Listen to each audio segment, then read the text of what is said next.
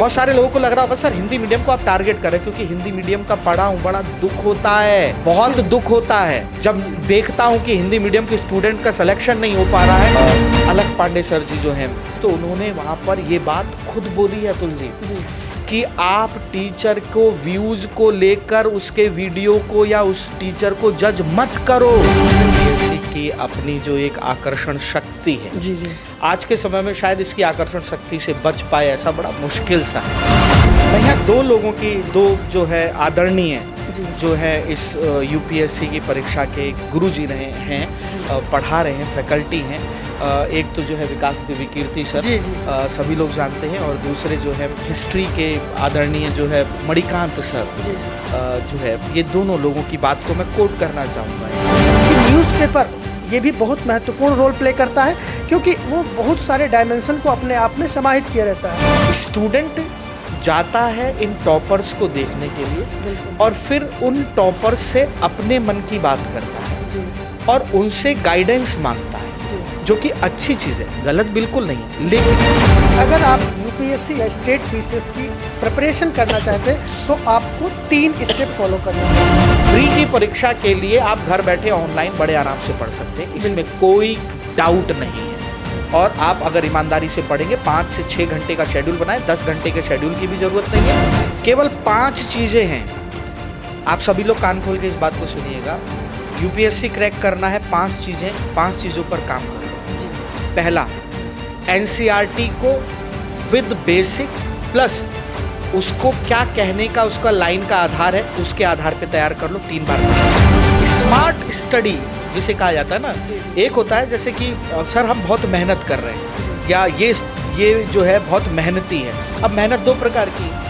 पहला वो मेहनत कि स्मार्ट स्टडी के साथ काम कर रहा है, दूसरा वो मेहनत जो खेत पे जाके 4 घंटा काम कर रहा है फिर आके पढ़ रहा है, वो भी मेहनत तो मेहनत है। तो अब मेहनत किस प्रकार की है आपको डिसाइड करना। एनसीईआरटी अगर किसी भी स्टूडेंट को लगता है कि वो 2 महीने में पढ़ के उसने खत्म कर दिया, हो गया, उसकी तैयारी होगी बेसिक, तो वो बिल्कुल भूल नहीं। NCERT one of the key element for the preparation of UPSC and state PCS examination. सच्चे क्षत्रिय, सच्चे योद्धा अपमान नहीं सह सकते हैं, जिनमें सुनने का ताव नहीं, वो चुप कैसे रह सकते हैं। लाखों विद्यार्थी हर साल यूपीएससी और स्टेट पीसीएस के एग्जाम्स की प्रिपरेशन की जाती है। इन विद्यार्थियों में से कुछ विद्यार्थियों को सफलता मिल जाती है और कुछ विद्यार्थी असफल रह जाते हैं। सफल और असफल विद्यार्थियों के बीच में इन दोनों के द्वारा सेम ही रिसोर्सेस उपयोग किए जाते हैं, किताबें भी सेम पढ़ी जाती हैं, और ऑनलाइन के अवेलेबिलिटी की वजह से हर एक रिसोर्स लगभग सबके पास में बराबर उपलब्ध रहता है। तो वो कौन से कारण हैं जिसकी वजह से कोई सफल हो जाता है और कोई असफल रहता है? बहुत सारे ऐसे आप लोगों के प्रश्न होंगे, एक नए विद्यार्थी के रूप में और एक पुराने विद्यार्थी के रूप में। इन सभी प्रश्नों को कैसे आपको जर्नी को स्टार्ट करना है, किस प्रकार से आप अपने यूपीएससी या स्टेट पीसीएस की प्रिपरेशन स्टार्ट करें, वो कौन कौन से नियम कायदे हैं जिनको आपको फॉलो करना है, रिसोर्सेज आपके क्या होने चाहिए, कैसे आपको पढ़ना है, किस विषय के लिए आपकी कैसी रणनीति होनी चाहिए, आपके जितने भी प्रश्न हैं उन सभी प्रश्नों का ये एक प्रकार का इंसाइक्लोपीडिया आज होने वाला है। ये आज का सेशन। आज के सेशन में हमारे साथ जो गेस्ट हैं वो बहुत ही रिनाउंड फैकल्टी हैं ज्योग्राफी के। लंबे समय से हज़ारों विद्यार्थियों को गाइड किया है सर ने। सर के गाइडेंस में हज़ारों विद्यार्थी अपनी सफलता सुनिश्चित किए हुए हैं, और उसी सफलता की जर्नी को उनमें किस प्रकार की चीज़ों को फॉलो किया है, क्या उनकी रणनीति रही है, और आपके जो प्रश्न हैं उन सभी प्रश्नों का उत्तर आज के इस सेशन में मिलने वाला है। तो बिना देर किए हुए आप अपने टाइम को निकाल के बैठ जाइए इस पॉडकास्ट के लिए, और मैं आप लोगों को अपने गेस्ट से परिचित करवाना चाहता हूं। अमित तोमर सर, आपका बहुत बहुत स्वागत है क्रेडोज आईएएस के इस स्टूडेंट सपोर्ट डिस्कशन के अंदर। सर, आपको पता ही है लंबे समय से आप स्टूडेंट को गाइड करते आ रहे हैं। विद्यार्थियों के बीच में एक बहुत बड़ा जोश भी रहता है अपनी तैयारी के दौरान, जब वो तैयारी प्रारंभ करते हैं, लेकिन एक समय के बाद में धीरे धीरे जैसे जैसे समय बीतता जाता है उनका जोश कम होता जाता है। और उसके पीछे की क्या वजह है, और जो जोश वो पहले दिन मेंटेन करके अपनी जर्नी को स्टार्ट करते हैं और वो धीरे धीरे कम क्यों हो जाता है, इन सारी चीज़ों पे आप प्रकाश डालिए और इस बात को आगे बढ़ाइए सर। बिल्कुल। सबसे पहले तो बहुत बहुत धन्यवाद अतुल जी आपका। Thank you sir. ये जो यूपीएससी का जो एक दायरा है, या कहा जाए यूपीएससी की अपनी जो एक आकर्षण शक्ति है, जी जी, ये शायद ही मुझे ऐसा लगता है कि कोई जो जानकार रहा हो या जो पढ़ाई करने वाला स्टूडेंट रहा हो, आज के समय में शायद इसकी आकर्षण शक्ति से बच पाए, ऐसा बड़ा मुश्किल सा है। और ख़ास तौर से ये जो है आपको दिखाई देगा मिडिल क्लास फैमिली स्टूडेंट में ज़्यादा दिखाई देगा। क्योंकि मिडिल क्लास फैमिली के जो स्टूडेंट हैं वो कहीं ना कहीं अपने माता पिता के सेक्रीफाइस को देखते हैं, बिल्कुल, अपने पिता के द्वारा किए जा रहे मेहनत को देखते हैं। और कहीं ना कहीं उनके मन में एक ये रहता है कि नहीं यार, मुझे इन सब परेशानियों से अपने परिवार को उबारना है। बिल्कुल बिल्कुल सर। और इसको लेकर दूसरा एक और जो है नज़रिया ये भी है कि कई बार स्टूडेंट जो हैं, जो यूपीएससी की तैयारी में आते हैं, ये स्टूडेंट कभी ना कभी किसी ना किसी तरीके से ऐसे मोटिवेट होते हैं, चाहे वो स्कूल टाइम की बात हो, चाहे वो कॉलेज टाइम की बात हो, या फिर कभी किसी अधिकारी को देखा हो या उसके पाला पड़ा हो और उसके पावर को ये समझते हैं, तब इनको लगता है कि नहीं यार, ये कुछ एक जो है ना, ये लगता है कि समाज में यही ही प्रतिष्ठा है। बिल्कुल, और ये एक सम्मान का एक दायरा जो है वो कहीं ना कहीं समाज से इन्फ्लुएंस होता है, अपनी सोसाइटी में जो आप देखते हैं उसकी वजह से, या और भी बहुत सारे कारण हो सकते हैं इसके पीछे, इस परीक्षा की जर्नी को स्टार्ट करने के पीछे। मोटिवेशन कुछ भी हो, अंतिम लक्ष्य तो आपको सफलता प्राप्त करना है।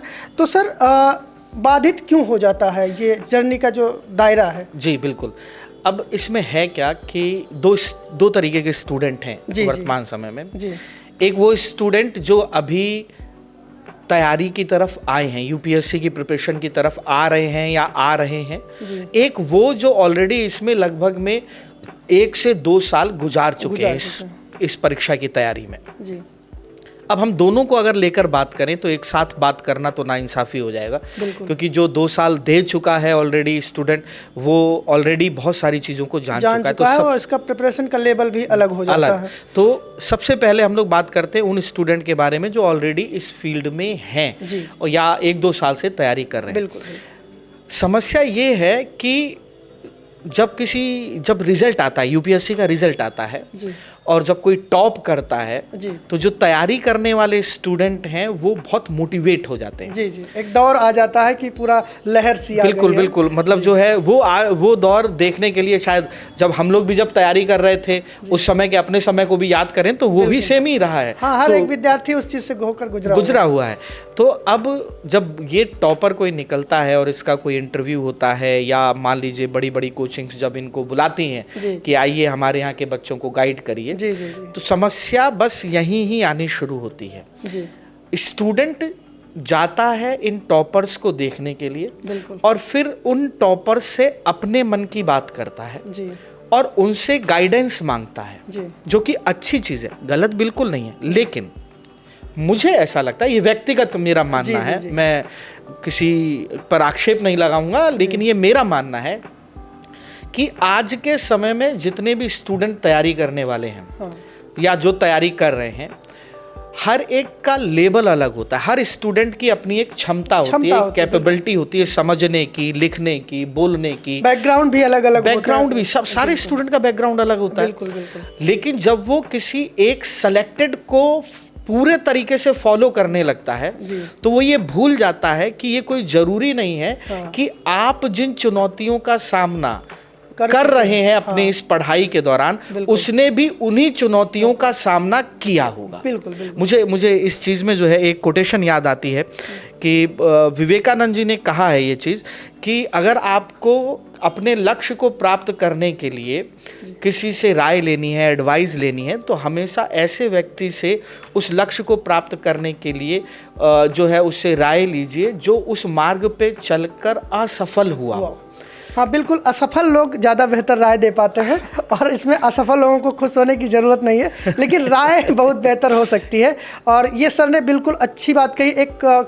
हमने भी जो पुस्तक आपने सुना होगा सर, डार्क हॉर्स का जो नाम आपने सुना हो, उसके लेखक भी बहुत अच्छे व्यक्तित्व के आदमी, तो उसमें आपने देखा होगा कि असफलता और सफलता, इन दोनों की जर्नी को कैसे अलग डिफाइन करके बताया गया, किन अप्रोचेस को उनके द्वारा फॉलो किया गया है। ठीक है। और दूसरी चीज़ ये होता है कि हम किसी चीज़ को अगर हम ब्लाइंडली फॉलो करने लगते हैं तो वो पूरी तरह से गलत हो जाता है, क्योंकि हर एक व्यक्ति अपनी अलग क्षमता के साथ पैदा हुआ है, हर व्यक्ति की अलग कैपेबिलिटी है, और उस कैपेबिलिटी को इन्हेंस करने के लिए वो किसी और को फॉलो कर सकता है, गाइडेंस ले सकता है, लेकिन ब्लाइंडली उस चीज़ को फॉलो करना, आई थिंक यही सबसे बड़ा ये एक समस्या आ रही है। जी जी जी। स्टूडेंट से मैं आप सभी लोगों से कहना चाहूँगा, जितने भी स्टूडेंट जो सीनियर हैं या जो 1-2 साल से तैयारी कर रहे हैं, या वो भी जो तैयारी करने आने वाले हैं या सोच रहे हैं यूपीएससी की जर्नी को जो है तय करने के लिए, तो मैं आप सभी लोगों से कहना चाहूँगा, आप अपने रिश्तेदारों को भी बताइएगा जो तैयारी कर रहे हैं, कि आप सबकी क्षमता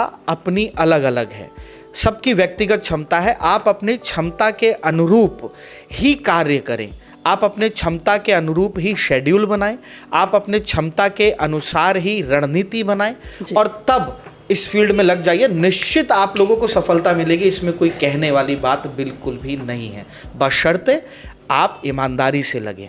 बिल्कुल सर का जो मतलब है कि one of the major concern जो है कि भाई आपको अपनी क्षमता को पहचानना है और उसी क्षमता के अनुरूप आपको अपने कार्य को प्रारंभ करना है। बिल्कुल वही उदाहरण जैसे सर आप क्लासेस में देते रहते हैं कि आपके पास कार है, साइकिल है और आपके पास स्पोर्ट कार है, उसका उपयोग करके आप 100 किलोमीटर की जर्नी कर सकते हैं। बस आपको विश्वास होना चाहिए कि हम 100 किलोमीटर, समय थोड़ा सा ज़्यादा लग सकता है, लेकिन आप उसको बखूबी निभा पाएंगे, बखूबी कर पाएंगे, अपने टारगेट को अचीव कर पाएंगे। बिल्कुल बिल्कुल। एक और बहुत बड़ा सवाल आज के विद्यार्थियों में रहता है लगातार, जैसे कि हम लोग तो स्टूडेंट के साथ में डायरेक्टली कनेक्ट रहते हैं। बिल्कुल सर, ऑनलाइन पढ़ें ऑफलाइन पढ़ें, ये इतना बड़ा कंसर्न अराइज हो चुका है कि वो कन्फ्यूजन, इस डिलेमा में विद्यार्थी ना इधर का रहता है ना उधर का रहता है। तो सबसे पहले हम इसी प्रश्न को सॉल्व कर लेते हैं कि ऑनलाइन और ऑफलाइन दोनों वर्तमान समय में कौन बेहतर है, दोनों के प्रोज एंड कॉन्स क्या हैं।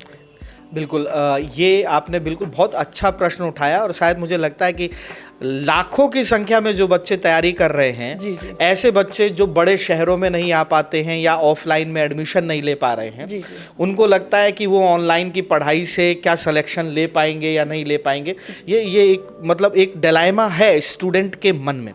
देखिए, मैं एक चीज़ कहना चाहूँगा, आज के समय में जितने भी एक रेनाउंड फैकल्टी हैं इस फील्ड की, यूपीएससी वो आपको हर जगह या ऑनलाइन आप उनका एक्सेस ले सकते हैं। हाँ, बहुत ही अफोर्डेबल। बिल्कुल हाँ, क्योंकि आप देखेंगे कि आप जितनी भी कोचिंग्स हैं ये सब हाइब्रिड मोड पर हो चुकी हैं। बिल्कुल। तो अच्छी फैकल्टी से पढ़ने का मौका आपको घर बैठे भी मिल रहा है, इसमें कोई कहने वाली बात बिल्कुल भी नहीं है। अब एक समस्या ये आ रही है स्टूडेंट को कि उनको विश्वास नहीं हो पा रहा कि वो सही तैयारी कर पा रहे हैं या नहीं कर पा रहे हैं, या ऑफलाइन सही है या ऑनलाइन सही है। तो देखिए, माध्यम दोनों ही अच्छे हैं। ऑनलाइन आपके समय की और पैसे की एक बचत है। बिल्कुल। क्योंकि आप जब बड़े शहर में आएंगे, आप दिल्ली में आएंगे, तो आपका रहना खाना, रोज आना जाना, कोचिंग में बाहर जा रहे हो तो सर दोस्तों से मिल गए तो चाय समोसा ही खा लिया तो भी पैसा खर्च, समय खर्च, सारी चीज़ें हैं। इन सब खर्चों से आप बच जाते हैं। बिल्कुल। अगर आप ऑनलाइन में आते हैं। अब बात आती है कि सर क्या ऑनलाइन में अच्छे से तैयारी ऑफलाइन के तरीके से हो पाएगी? यहाँ मैं कहना चाहूँगा कि ये डिपेंड करता है स्टूडेंट पर। बिल्कुल। स्टूडेंट अगर सीरियस है, अगर वो चाहता है कि उसको सिलेक्शन लेना है, उसने अपना एक टाइम पीरियड बाउंड कर रखा है कि सिलेक्शन लेना है, और उसने एक अपनी क्षमता के अनुसार एक अपनी एक रणनीति बना रखी है, स्ट्रेटजी बना रखी है, तो आप ऑनलाइन पढ़ो या ऑफलाइन पढ़ो, आज के समय में सारे रिसोर्सेज अवेलेबल हैं, सारे से रिसोर्सेज अवेलेबल हैं। तो ये निर्भर आप पर करता है, और मुझे तो ऐसा लगता है कि समय और पैसे दोनों की बचत के लिए आप घर पे बैठकर भी अच्छी तैयारी कर सकते हैं, और बाद में अगर चाहें तो गाइडेंस के लिए आप आ सकते हैं। हाँ, वो भी किया जा सकता है। और एक मेरा भी मानना है इस चीज़ के ऊपर सर कि एक्चुअल में ये जो जर्नी है यूपीएससी की, ये लंबी जर्नी है। बिल्कुल। समय लगता है इसमें, और ये डिसिप्लिन मांगती है। बिल्कुल। जब एक विद्यार्थी जो कि ग्रामीण परिवेश में रहा है, दिल्ली जैसे मेट्रोपॉलिटन सिटी के अंदर आता है, तो वो पूरी तरह से आई थिंक ओपन हो जाता है। बिल्कुल। डिसिप्लिन का अभाव हो जाता है, दोस्ती यारी और ये बहुत सारी चीज़ें उनके साथ में जुड़ जाती हैं।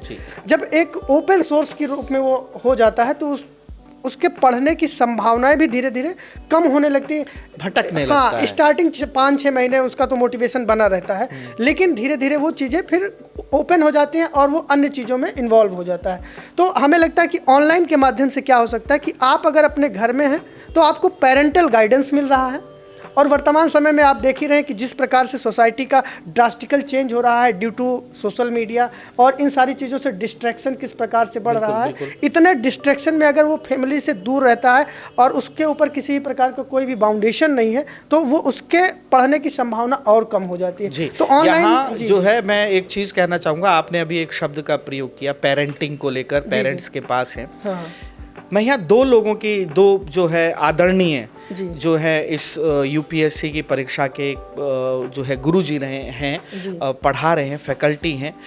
एक तो जो है विकास दिव्यकीर्ति सर, जी, जी, जी। सभी लोग जानते हैं, और दूसरे जो है हिस्ट्री के आदरणीय जो है मणिकांत सर, जी, जी। जो है, ये दोनों लोगों की बात को मैं कोट करना चाहूँगा यहाँ पर। अगर आप देखेंगे तो कोरोना के बाद जी, या कहीं कोरोना के समय से, लेकिन इसका असर कोरोना के बाद हम लोगों को दिखाई देता है कि इस फील्ड में मध्यम वर्गीय परिवार के साथ साथ थोड़ा अपर क्लास भी जुड़ा जी। कि यूपीएससी की जर्नी भी एक जर्नी है और हमको यहाँ जो है तैयारी करनी है। इसमें मैं जो है विकास दिव्यकीर्ति सर का एक जो है बहुत बड़ा योगदान मानूंगा, क्योंकि उन्होंने स्टूडेंट को समझाने से पहले कि कैसे तैयारी करनी, क्या है आप बच्चा अपना भविष्य बना सकता है, कैसे बना सकता है, उन्होंने स्टूडेंट को समझाने से पहले स्टूडेंट के पेरेंट्स की पेरेंटिंग की। उन्होंने उनके बच्चों के माता पिता का विश्वास जीता है। बिल्कुल। और जब माता पिता का विश्वास जीता तो ऑटोमेटिकली जो बच्चे तैयारी के लिए कह रहे थे घर में, और माता पिता तैयार नहीं हो रहे थे कि पता नहीं होगा, सिलेक्शन नहीं होगा, इसमें जिंदगी बिता देते हैं, तुम्हारे चाचा ने तैयारी करी, मामा ने तैयारी करी, तो कहीं ना कहीं उनके समझाई हुई बातों का असर जो है हमने देखने को मिला। और उन्होंने इस बात को जब समझाया तो माता पिता का रुझान अपने बच्चों को इस फील्ड में उतारने के लिए बना। दूसरा, मैं आदरणीय मणिकांत सर का जो है इंटरव्यू देख रहा था, एक अभी 2-3 दिन पहले उनका इंटरव्यू आया है, जिसमें उन्होंने एक बात उनसे जो है न्यूज़ चैनल पे आ रहा था, तो न्यूज़ चैनल वालों ने एक क्वेश्चन उनसे जो है पूछा कि सर आपको नहीं लगता है कि कोचिंग एक व्यवसाय बन गया है? जी, जी। और उन्होंने लिटरली जो है एंकर ने अब डाटा के साथ बोला, जो मैं कोट कर रहा हूँ, उनकी बात को कोट कर रहा हूँ कि सर वर्तमान समय में कोचिंग इंडस्ट्री सभी, मैं यूपीएससी की नहीं, सारी कोचिंग्स की बात कर रहा हूँ, हर एक फील्ड की बात कर रहा हूँ कि 58,000 करोड़ रुपए की एक इकोनॉमी बन चुका है, और 2028 तक ये 1,28,000 या 1,30,000 करोड़ रुपए की एक जो है कहा जाए एक फील्ड बन जाएगा। जी, जी, जी। तो ऐसे में आपको नहीं लगता है कि स्टूडेंट या टीचर या कोचिंग्स इनकी जिम्मेदारी होती है? तो वहाँ मणिकांत सर ने एक जो है बहुत अच्छी बात की। उन्होंने कहा देखिए, अगर कोचिंग नहीं चलेंगी इस देश में, चाहे वो ऑनलाइन हो चाहे ऑफलाइन हो, यहाँ ये बात मैं अपने पास से कह रहा हूँ, मुझे उनकी बात सही लगी, तो शिक्षा का जो स्तर वर्तमान समय में जो बचा हुआ है, जो बना हुआ है, वो भी गिर जाएगा, समाप्त होने की क्योंकि आप देखें स्कूलिंग में तो एक अच्छी पढ़ाई होती है, स्कूलिंग में जो है टीचर भी जो है गौर करता है 12th क्लास तक, लेकिन जब बच्चा ग्रेजुएशन में आता है और जब अपने भविष्य के बारे में सोचने का समय होता है, सोचना प्रारंभ करता है, तब ऐसे कितने कॉलेजेस हैं जहां पर आप देखें कि जो है आर्ट साइड जो सेक्शन है वहाँ पर जो है फैकल्टी पढ़ा रहा है और टीचर भीड़ लगाकर बैठा हुआ, स्टूडेंट भीड़ लगा के बैठा हुआ है और पढ़ रहा है, क्लास कर रहा है, आपको नहीं दिखाई देगा। उसका भुगतान कोचिंग्स करती हैं। कैसे? क्योंकि कोचिंग्स उन बच्चों को ट्रेंड करती हैं जिन्होंने सपना तो बना लिया, और तैयारी उस लेवल पे, लेकिन उनको पता ही नहीं है कुछ कि क्या है, कैसे है, किस तरीके से चीजें होंगी। बिल्कुल। तो यहाँ ऑनलाइन और ऑफलाइन की जो समस्या है, आप घर बैठे इसको दूर कर सकते हो, ऑफलाइन का गाइडेंस भी मिल सकता है, सारी समस्याएं बहुत आसानी से दूर हो सकती है, बशर्ते अपने लक्ष्य को प्राप्त करने की नीयत कैसी है आपकी, ये आप पे निर्भर हो। तो वन शॉट में अगर मैं आपसे पूछना चाहूँ कि विच वन बेटर, ऑनलाइन या ऑफलाइन, एक आंसर आपको देना है इसमें। ये तो ये एक जो है कहा जाए कि बहुत ही टफ क्वेश्चन आपने पूछ लिया, ठीक है, क्योंकि दोनों चीज़ें देखिए, अब अगर आप मुझसे एक चुनने को कह रहे हैं तो मैं एज अ स्टेट वाइज चुनूंगा, क्योंकि यूपीएससी की परीक्षा प्रारंभिक परीक्षा यानी प्री, फिर मेंस और फिर इंटरव्यू होता है। प्री की परीक्षा के लिए आप घर बैठे ऑनलाइन बड़े आराम से पढ़ सकते हैं, इसमें कोई डाउट नहीं है। और आप अगर ईमानदारी से पढ़ेंगे 5 से 6 घंटे का शेड्यूल बनाएं, 10 घंटे के शेड्यूल की भी जरूरत नहीं है। 6 घंटे का शेड्यूल, लेकिन धरती पे ऐसा कोई पैदा ना हुआ हो जो उस 6 घंटे के शेड्यूल में आपके बिघड़ डाले, यानी आपको रोके। 6 घंटे का शेड्यूल बनाइए, आप उससे पढ़िए, निश्चित रूप से प्रारंभिक परीक्षा तो आप निकाल सकते हैं। मेंस परीक्षा के लिए, क्योंकि ये एक आंसर राइटिंग है, और आंसर राइटिंग ऐसा नहीं है कि विषय वस्तु में जो है पूछा गया, किसी भी विषय से पूछा गया प्रश्न और आपने जो किताबों से पढ़ा और आपने खटाक वही छाप दिया। मेंस क्यों कराया जाता है, आंसर राइटिंग क्यों है, डिस्क्रिप्टिव क्यों है, ताकि उसने जो प्रश्न पूछा है उस प्रश्न में आप क्या विचार रखते हैं उस बारे में, आपके विचार क्या हैं। बिल्कुल। अब उन विचारों को डेवलप होने में समय लगता है, बिल्कुल, और उसके लिए टीचर के साथ गाइडेंस, इंटरेक्शन चाहिए, ठीक है ना। तो जो लोग लेकिन कोचिंग कर चुके हैं, ऑफलाइन कोचिंग कर चुके हैं, उनको बार बार इसकी जरूरत नहीं है, वो अपने टीचर से सीधे जो है वो भी ले सकते हैं, गाइडेंस ले सकते हैं। लेकिन जो आने की सोच रहे हैं, पहले घर बैठ के निकालो आराम से, प्रीलिम्स निकालो, प्रीलिम्स और मेंस की दोनों की तैयारी करो, और जब आंसर राइटिंग का जब आपका समय आए तब आंसर राइटिंग के लिए आप जा सकते। और दूसरी चीज़, एक और चीज़ है कि अगर मान के चलिए आपने प्रीलिम्स में बहुत बेहतर प्रदर्शन कर लिया, अच्छी से तैयारी आपकी हो गई, तो अब तो टेक्नोलॉजी ने इस लेवल पे अपने आप को डेवलप कर लिया है कि अगर आप आंसर लिख रहे हैं तो आपके पास जो आप टैबलेट वगैरह से आप सारी चीज़ों को इवेलुएट करते हैं, वो प्रोसेस है, वो भी चीज़ें की जा सकती है। लेकिन हाँ, जो आपने कहा ये आपने एक बहुत अच्छी चीज़ कही कि आजकल ज़्यादातर कोचिंग्स जो हैं, इनके जो ऐप हैं, आपने आंसर राइटिंग की तो आप कॉपी भेज सकते हो, अपलोड कर दो, आपको कॉपी चेक करके आपको मिल जाएगी। ये प्रोसेस अच्छा है, नो डाउट, बिल्कुल अच्छा है। लेकिन इसके साथ साथ ये हमारा जब मजबूत हो जाए तो आपको कहीं ना कहीं, जब भी आपने चाहे ऑनलाइन या ऑफलाइन तैयारी की है, जिस विषय के सब्जेक्ट के टीचर से आपने पढ़ाई की है, चाहे हिस्ट्री, ज्योग्राफी, पॉलिटी, कोई भी, तो आप उनसे समय समय बात करते रहिए। बिल्कुल, आप उनसे गाइडेंस लेते रहिए, तो भी एक तरीका है, ये एक अच्छा तरीका। ये एक और प्रश्न हमारे मन में है सर कि जब जर्नी स्टार्ट की जाती है तो बच्चा हमेशा इस डिलेमा में रहता है, क्योंकि टॉपर्स कहते हैं कि एनसीईआरटी पढ़िए, जब क्लास के अंदर बच्चा जाता है तो टीचर बोलता है कि एनसीईआरटी पढ़ने की बिल्कुल जरूरत नहीं, ये जो मैंने नोट्स बना दिया है यही सब कुछ है, पर्याप्त है। कोई तीसरा यूट्यूबर कह रहा है कि भाई ये जो एमसीक्यू मैं करवा रहा हूँ यही सब कुछ है, इसके अलावा एक भी प्रश्न पूछा नहीं जाएगा। तो ये 3 उसके सामने ऑप्शंस हैं, which one better for getting success in UPSC? देखिए, इन तीनों प्रश्नों का जवाब देने के लिए मुझे थोड़ा विस्तार से समझाना पड़ेगा। बिल्कुल सर, इसीलिए हम इस सेशन को रखे हुए हैं। इस सेशन का कोई स्पेसिफिक टारगेट नहीं है, लेकिन आपके अंदर जो प्रश्न हैं उन सारे प्रश्नों का हम धीरे धीरे जवाब प्राप्त करेंगे, और आपके पास में लास्ट में मैं सभी प्रश्नों का एक कंपाइलेशन दूंगा कि इसका एग्जैक्ट आंसर क्या है। आप इस चीज़ को कर सकते हैं आप अपने कन्वीनियंट के अकॉर्डिंग। जी बिल्कुल। तो सबसे पहले बात ये आती है, जो आपका पहला प्रश्न आपने मुझसे पूछा कि सर ये जो डिलाइमा है स्टूडेंट के मन में किस चीज़ को लेकर, एनसीईआरटी और ये लेकर स्टैंडर्ड बुक और क्लास नोट्स, ये सारी चीज़ें, आपने कभी गौर किया है अतुल जी कि YouTube आज के समय में एक बहुत जबरदस्त माध्यम है? बिल्कुल, बहुत सारे विद्यार्थी इससे बहुत सफल हो जाते हैं बिना क्लासेस वगैरह के। बहुत जबरदस्त माध्यम है और हर तरीके की जानकारी वहाँ है जी। और आप तो बस टॉपिक का नाम डालिए, सर्च करिए, सैकड़ों की संख्या में आ जाएंगे लोग, है ना। बट यहाँ पे आइडेंटिफिकेशन वाला इशू आ जाता है। हाँ, मैं वही बताना, किसको पढूं किसको ना पढूं। अब बात आता है किसको पढूं किसको ना पढूं। जी। आप देखिए, मैं बहुत सारे ऐसे टीचर्स को जानता हूँ, अलग अलग विषय के टीचर्स को, नो डाउट बहुत ज़बरदस्त कमांडेबल उनका जो है काम है अपने विषय पर, सब्जेक्ट पर, लेकिन जब वो बेचारे वीडियोस डाल रहे हैं, जब वो यूट्यूब पे पढ़ाने आ रहे हैं, तो उनको देखने वाले स्टूडेंट 100 भी नहीं पहुँच रहे हैं। जी।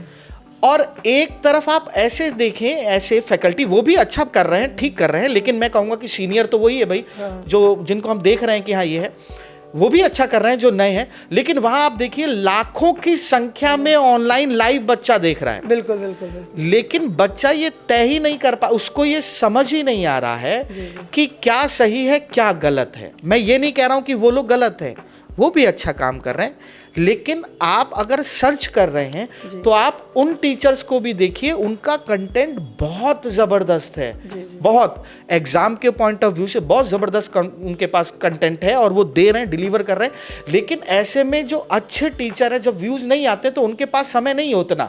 फिर वो सोचते हैं कि क्या हम लोग अपना टाइम वेस्ट कर रहे हैं, इसी को फ्री में जो हम यूट्यूब पे दे रहे हैं इसको कोई देख नहीं रहा है, और इसी का ही हम लोग जो है पैसा लेते हैं, अच्छा खासा पैसा जो है फैकल्टी लेता है, ठीक है ना, तो वहाँ बच्चा देखता भी है। तो सबसे पहले तो मैं कहना चाहूँगा आप लोगों से कि आप व्यूज़ के होड़ पर मत जाइए, क्वालिटी देखिए। अगर यूपीएससी की तैयारी आप सीरियसली कर रहे हैं, और इस पर भी मैं कहना चाहूँगा, अलख पांडे सर जी जो हैं क्या कहते हैं पीडब्ल्यू के, बहुत ज़बरदस्त अपने विषय फिजिक्स को लेकर उन्होंने बहुत ज़बरदस्त काम किया है। अभी कुछ दिन पहले ही जो है कुछ शायद बूट वूट को लेकर या कुछ होता है, इतना मैं टेक्निकली साउंड नहीं हूँ, तो उसको लेकर चर्चा वो कर रहे थे क्लास लेते पे कुछ, तो उन्होंने वहाँ पर ये बात खुद बोली है अतुल जी कि आप टीचर को व्यूज़ को लेकर उसके वीडियो को या उस टीचर को जज मत करो।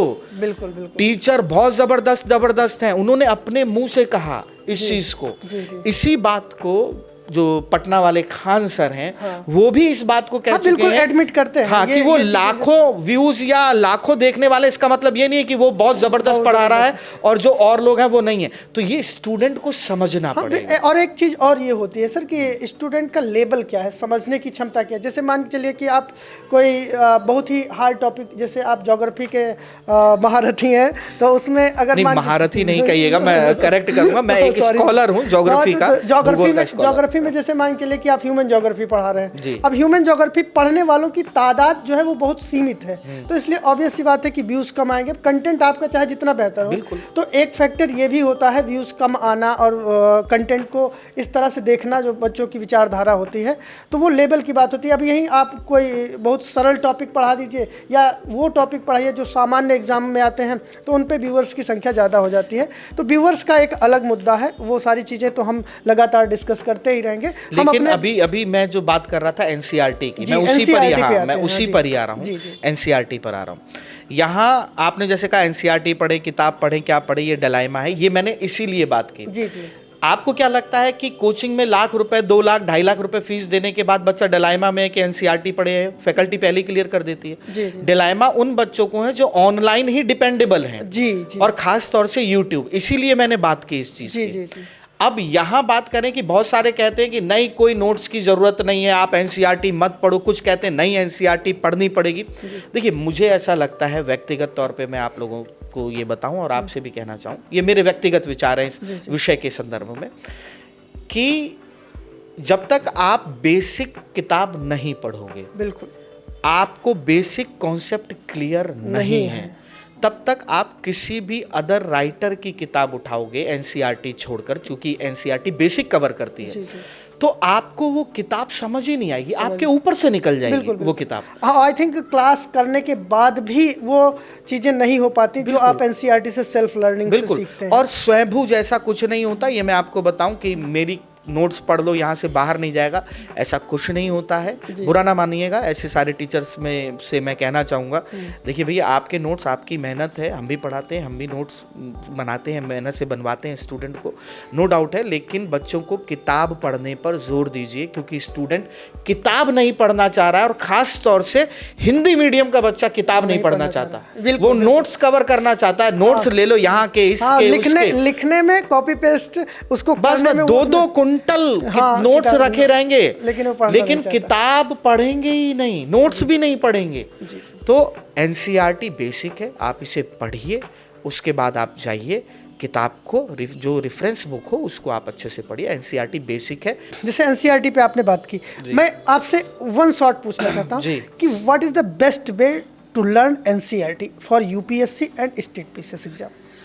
ठीक है, जो आपका ये जो प्रश्न है, प्रश्न आपको बोला बहुत छोटे में, लेकिन है बहुत बड़ी चीज़ जो आपने बोला है, ठीक है ना। समस्या ये है, क्योंकि जब आप इस विषय पे खास तौर से अगर आप देखें तो पॉडकास्ट वगैरह मैं जो जर्नली में देखता हूँ, पॉडकास्ट क्या होता है, कोई सेलिब्रिटी बुला लिया, ठीक है। पॉडकास्ट क्या होता है कि साहब जो है डिफेंस से किसी को बुला लिया, या और भी बहुत अच्छी चीज़ है, कोई गलत नहीं है जानकारी, लेकिन यूपीएससी की परीक्षा को लेकर सब्जेक्ट के साथ किसी सब्जेक्ट फैकल्टी के साथ पॉडकास्ट में जो है देख रहा हूँ, क्योंकि नो डाउट यूपीएससी में भी पॉडकास्ट लोग कर रहे हैं वहाँ, लेकिन क्या है एक साथ सब बैठ गए और सब हाँ बस अपना अपना बोलना शुरू कर दिया। नहीं, ये फॉर्मेट हो सकता है पॉडकास्ट का, क्योंकि नए फॉर्मेट पे हम लोगों ने काम नहीं किया। एक प्रकार से ये स्टूडेंट सपोर्ट डिस्कशन है, जो उनके क्वेश्चंस होते हैं उनके ऊपर हम क्लास में हम लिमिटेड एक्सेस रहता है तो उस पर हम डिस्कस नहीं करते, तो हम लोग ने सोचा कि एक बार इसको उनके सारे प्रश्नों को सॉल्व किया जाए। चलिए हम अब उस पर आते हैं, अब बात पर आते हैं एनसीईआरटी।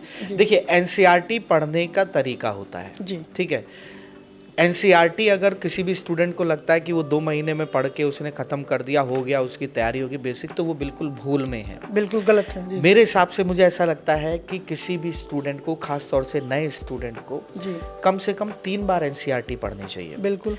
पहली बार में उसे सिर्फ पढ़ना चाहिए, जितना वो समझ पा रहा है उतना अपने अंदर रखे, कैप्चर करके रखे।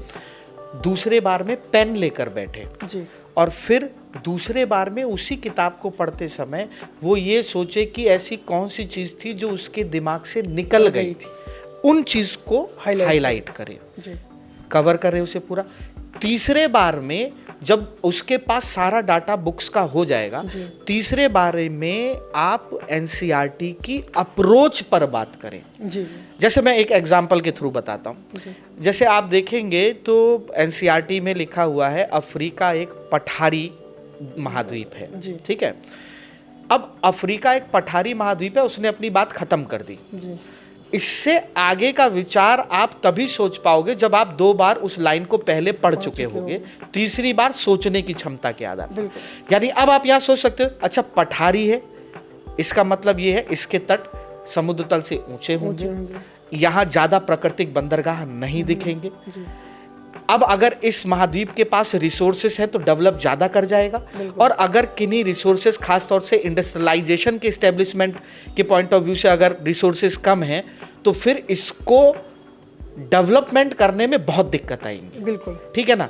एक ये नई अप्रोच ये प्रोस्पेक्टिव डेवलपमेंट, ये तो होलिस्टिक लर्निंग के बाद निकल के आता है, ये तीसरी बार में आएगा। जी। अब जैसे आप ही का एक प्रोग्राम जो है मुझे किसी ने बताया था, आपका एक प्रोग्राम शायद एनसीईआरटी को लेकर चल रहा है, तो वहाँ आपने शायद जो है उसको इसी तरीके से इस फॉर्मेट में गाइडेंस भी की, गाइड किया है शायद कि आप जो है पहले पढ़िए, फिर वीडियो देखिए, टीचर का अप्रोच जानिए, और फिर शायद उसमें आपने प्री का टेस्ट अलग, मेंस का टेस्ट अलग, बिल्कुल, और ये सारी चीजें की है। बढ़िया तरीका का प्रोग्राम जो आपने डिस्कस किया सर, वो 4 फेजेस में चलता है। फर्स्ट फेज में आपको बता दिया गया कि जो आपने कहा कि लर्निंग होनी चाहिए, तो लर्निंग के लिए डेली बेसिस पे उनको सेल्फ स्टडी टास्क दे दिया, बहुत बढ़िया है। सेल्फ स्टडी टास्क देने के बाद में जो टॉपिक उनको दिया गया, उन्हीं टॉपिक्स पे उनको वीडियो की क्लासेस मिल जाती है, ये भी बहुत अच्छी चीज़ है। 2 चीज़ें हो गई। तीसरा होता है कि एनसीईआरटी हम पढ़ क्यों लिए, हमारा 2 ही पर्पज है ना, या तो हम उसका उपयोग करेंगे एमसीक्यू सॉल्व करने के लिए, या तो मेंस आंसर राइटिंग के लिए। तो इन दोनों चीज़ों को भी इंटीग्रेट किया जाए तभी होलिस्टिक तैयारी हो पाएगी।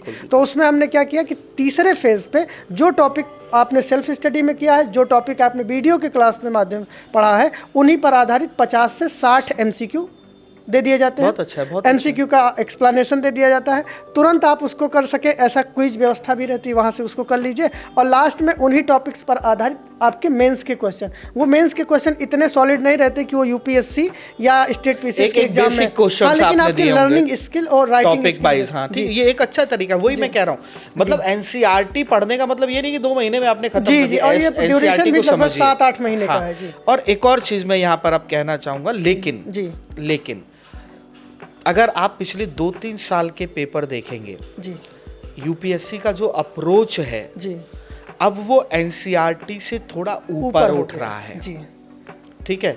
यानी कि अब जो प्री के क्वेश्चन हो चाहे मेंस के क्वेश्चन, मैं ये नहीं कह रहा हूँ पूरा, लेकिन हाँ अब उसका अप्रोच ऊपर उठ रहा है एनसीईआरटी, क्योंकि अब वो ये मान के चल रहा है यूपीएससी कि एनसीईआरटी तो अब बच्चा पढ़ ही रहा है, तो वो वहां से अप्रोच ऊपर उठा रहा है, तो स्टूडेंट को भी वहां आगे बढ़ना पड़ेगा, उसके लिए रेफरेंस बुक पढ़े, बिल्कुल सबसे बढ़िया तरीका है। बिल्कुल, तो तरीका मतलब कि कुल मिला के कोर क्रक्स यही निकल के आ रहा है अभी तक सर के बातों से, कि अगर आप यूपीएससी या स्टेट पीसीएस की प्रिपरेशन करना चाहते हैं तो आपको 3 स्टेप फॉलो करना पड़ेगा। सर ने एक स्टेप को बहुत ही बखूबी तरीके से समझा दिया है कि NCERT one of the key element for the preparation of UPSC and state PCS examination, और उसके तरीके को भी सर ने बताया कि जब तक 3 बार आप पढ़ेंगे नहीं, बेहतर तरीके से आप प्रदर्शन नहीं कर पाएंगे।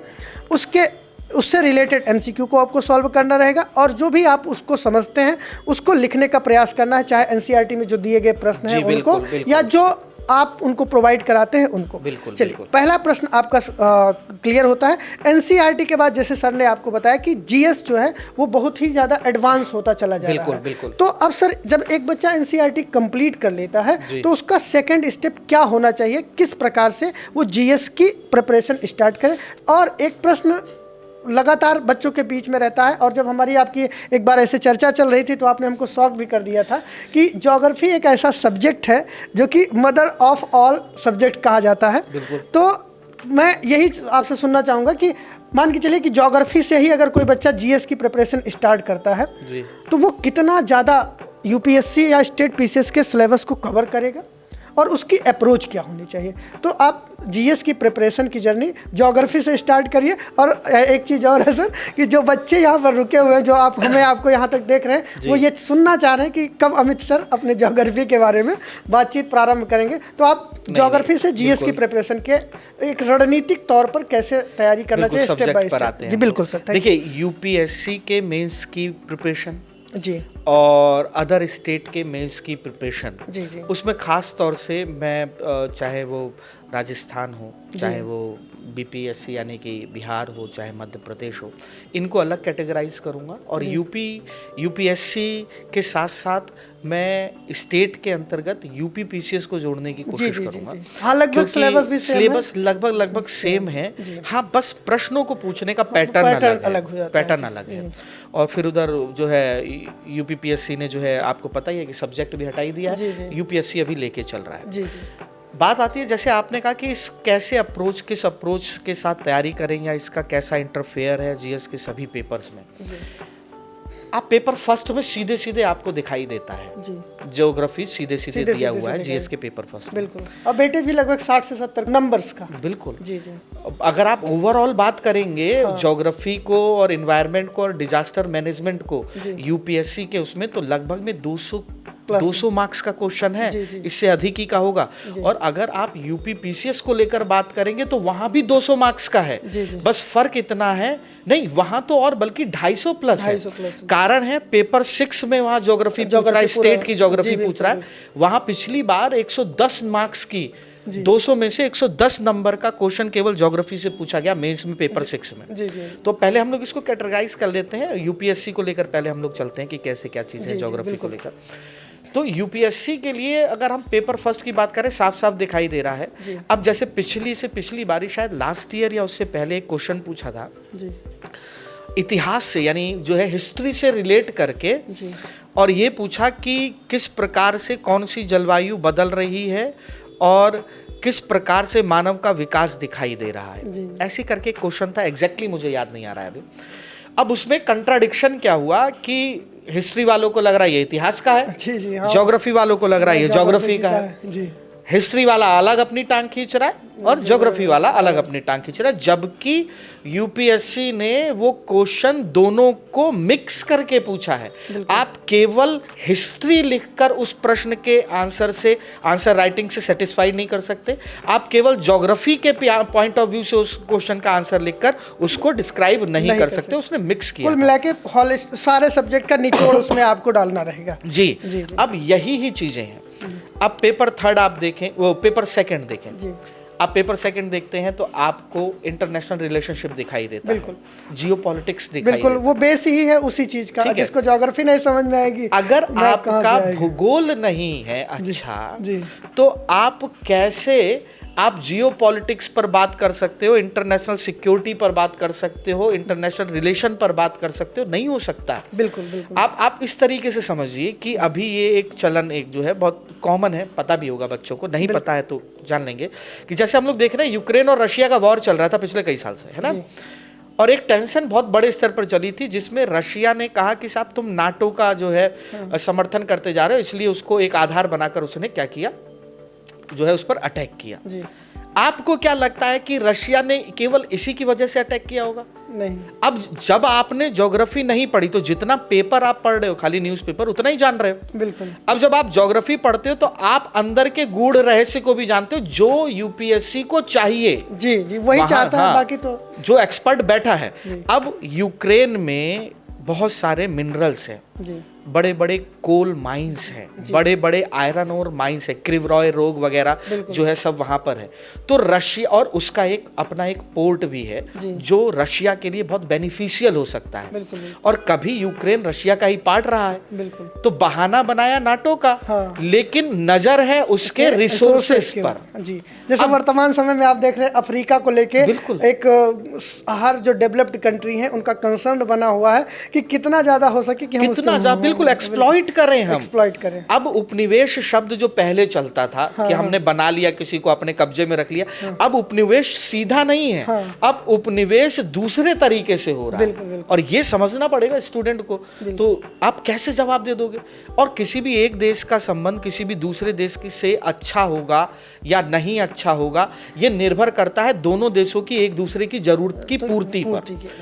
एक देश, ए देश और बी देश अगर एक दूसरे की जरूरतों को पूरा करने में सक्षम है तो उनके संबंध बने रहें। और अगर कोई भी एक देश दूसरे देश से हावी है तो वो हमेशा उसका एक्सप्लॉइटेशन करेगा। तो बिल्कुल, मतलब कि अब आप ये समझ सकते हैं कि जो सर ने अप्रोच बताया कि अब टॉपिक कितना है, रशिया यूक्रेन, करंट अफेयर आप पढ़ेंगे, जो इंसिडेंट हो रहे हैं उसके बारे में पढ़ेंगे, और भी कॉन्टेक्स्ट में पढ़ेंगे तो उसकी हिस्ट्री, ज्योग्राफी, पॉलिटी पढ़ लेंगे। लेकिन जो ये होता है ना कि बिटवीन द लाइन जो चीज़ें हैं जो आपको समझने की ज़रूरत है वो आप एक एक्सपर्ट से ही प्राप्त कर पाएंगे। और इसी प्रकार से सर उसको प्रिपेयर करना है, उसको प्रिपेयर करने के बाद में आगे चीज़ों को लेके आगे बढ़ना है। तो हॉलिस्टिक अप्रोच में चीज़ों को लेके बढ़ना, ये जो आपका जीएस का एडवांस पोर्शन है प्रिपरेशन का, उसका मेन लक्ष्य होना चाहिए। ये नहीं कि बस किताब उठाए पढ़ लिए, नोट्स बना लिए, नोट्स उठा के पढ़ रहे हैं, उसको रिपीट कर रहे हैं। अब कई स्टूडेंट तो लिखने को ही समझ लेते हैं पढ़ना।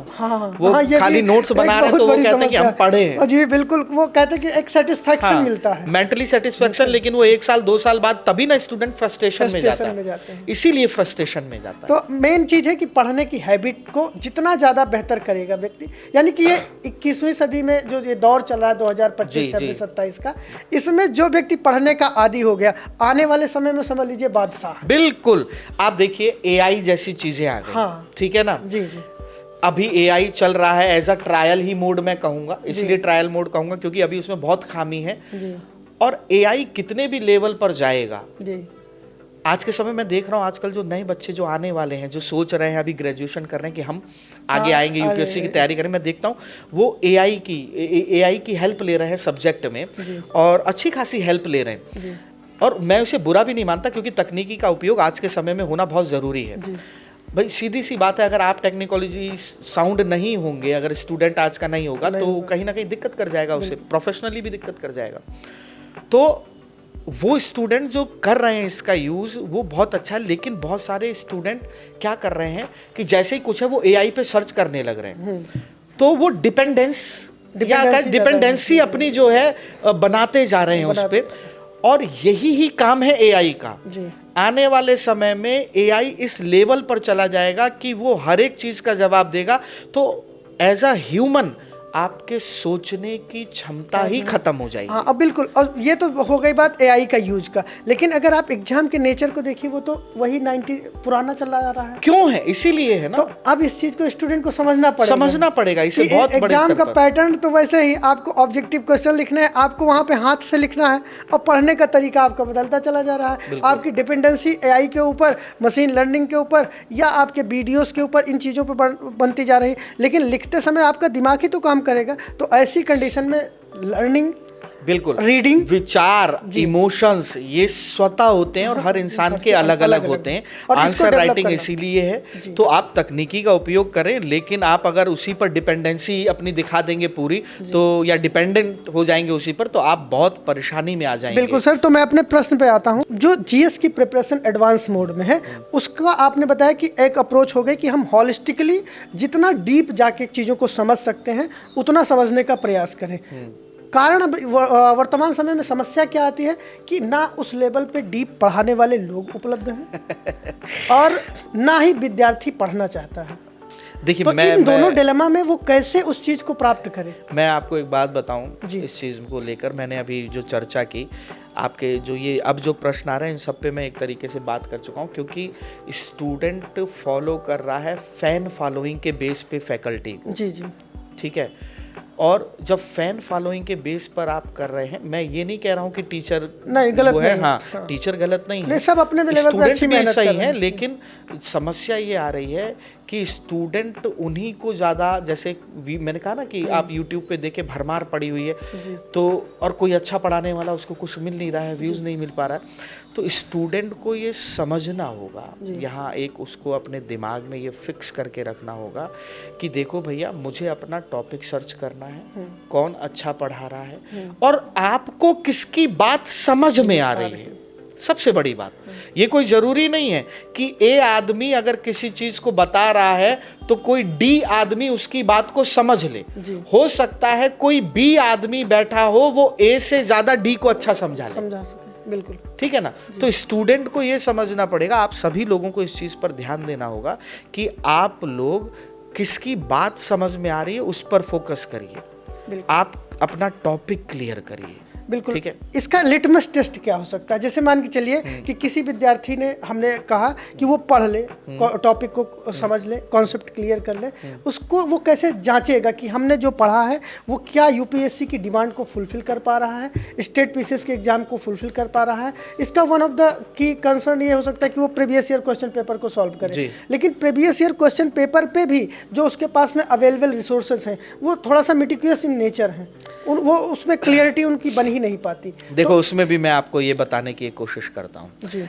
यहाँ भी क्या है कि जैसे बहुत सारे लोग हैं वो क्या करते हैं, अपना टॉपिक तैयार किया, उसमें प्रीवियस ईयर पेपर के आंसर भी डाल दिए, बच्चों को पढ़ाना शुरू किया। बहुत अच्छी बात है, गलत बिल्कुल नहीं है, एक तरीका अच्छा है ये।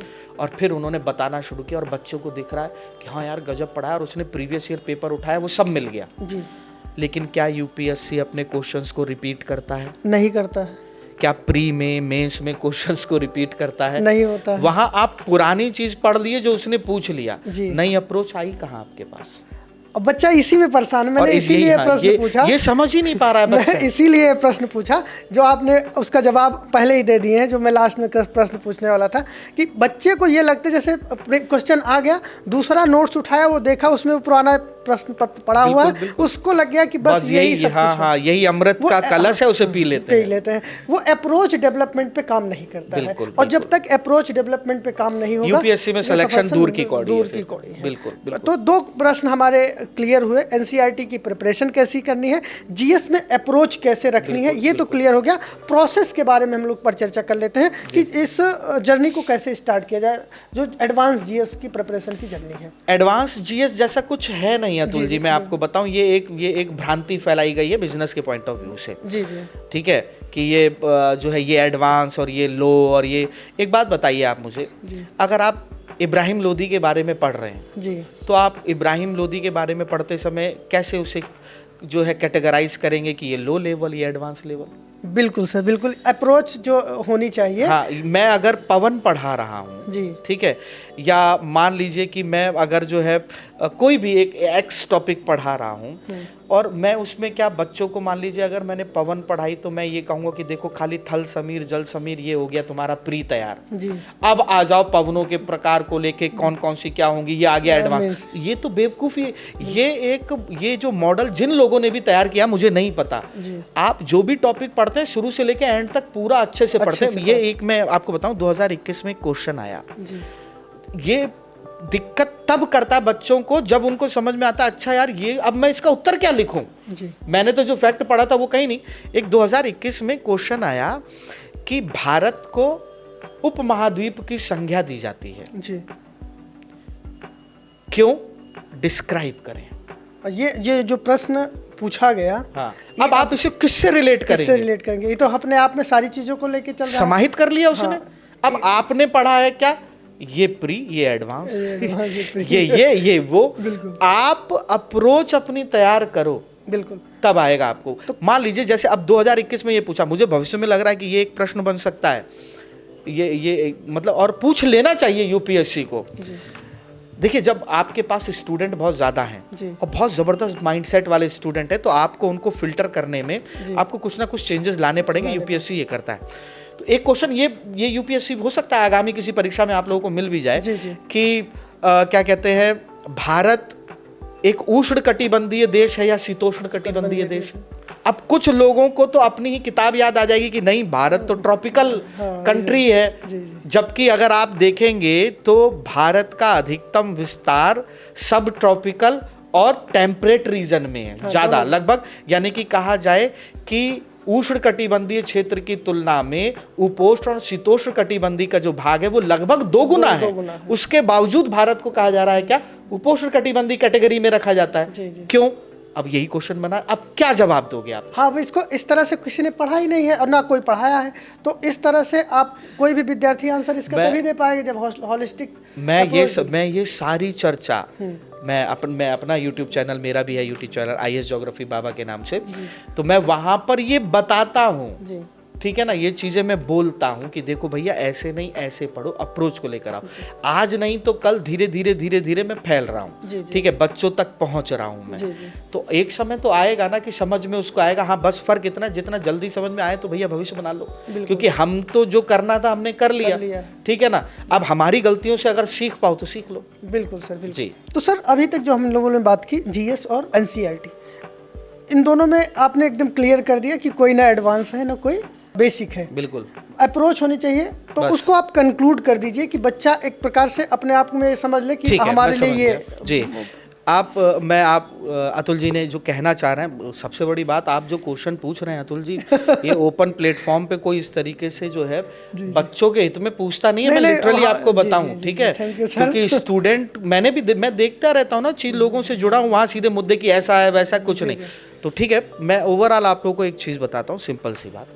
आप प्री मेंस की तैयारी जो भी कर रहे हो, आप सबसे पहले तो अपने सिलेबस के अकॉर्डिंग, सिलेबस तो आपके दिमाग में ऐसे छपा होना चाहिए जैसा ऐसे समझ लीजिए कि जैसे आपके मन में प्रेमिका का नाम आपके है, ठीक है, सिंपल सी बात है, ठीक, ऐसे छाप लीजिए उसे, ठीक है। जैसे आप आंख बंद करते हो ना, तो आप जिनसे प्रेम करते हो वो आपको दिखाई देते होंगे, तो ऐसे ही आंख बंद करो ना तो आपको सिलेबस भी दिखाई दे, ठीक है, ऐसे देखना चाहिए।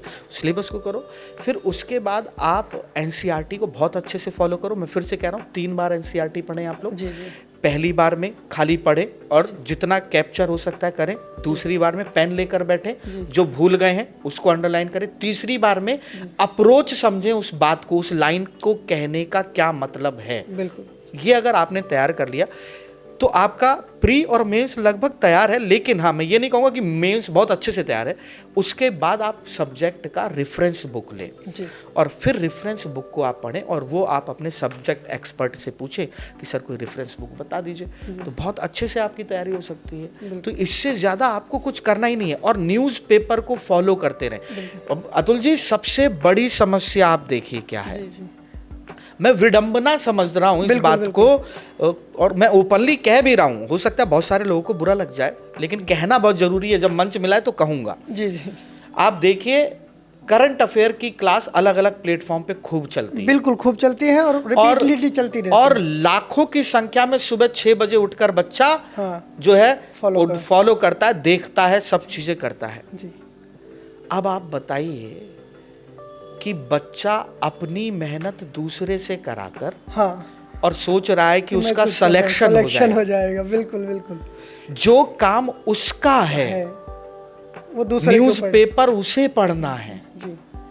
वो अपनी अप्रोच बनाएगा और वो अपने आप छाटेगा धीरे धीरे। हो सकता है उसमें 10 दिन, 15 दिन, 1 महीने से ज्यादा का समय नहीं लगेगा किसी भी स्टूडेंट को। अगर 1 महीने कंटिन्यूसली उसने अगर न्यूज़पेपर पढ़ा है तो उसको सारा अप्रोच समझ में आ जाएगा टॉपिक का। लेकिन कौन स्टूडेंट करना चाहता है, और खास तौर से हिंदी मीडियम तो बिल्कुल इन चीजों को इग्नोर करता है। बहुत सारे लोगों को लग रहा होगा सर हिंदी मीडियम को आप टारगेट करें, क्योंकि हिंदी मीडियम का पढ़ा हूं, बड़ा दुख होता है, बहुत दुख होता है। जी जी जी, जब देखता हूं कि हिंदी मीडियम के स्टूडेंट का सिलेक्शन नहीं हो पा रहा है तो ये है वो है, सारी बात होती है। देखो बेटा, अपने आप अपने पढ़ाई को तैयार जो है अपने तरीके से करो, ठीक है। अच्छा पढ़ा रहे हैं ऑनलाइन, जो भी करंट अफेयर पढ़ा रहे हैं गलत नहीं पढ़ा रहे हैं, सब अच्छा पढ़ा रहे हैं, लेकिन आपका पॉइंट ऑफ व्यू क्या है ये आया ही नहीं। बिल्कुल, वो आप तो उन्हीं चीजों को फॉलो करते जा रहे हैं जो जितना उनको समझ में आया, जो उनका पॉइंट ऑफ व्यू था, आपने बस उतना जाना। आपका क्या था पता ही नहीं चला आपको। इसलिए स्वतः से न्यूज़पेपर पढ़ने की आदत डालें, निश्चित रूप से बस इतना काम कर लीजिए।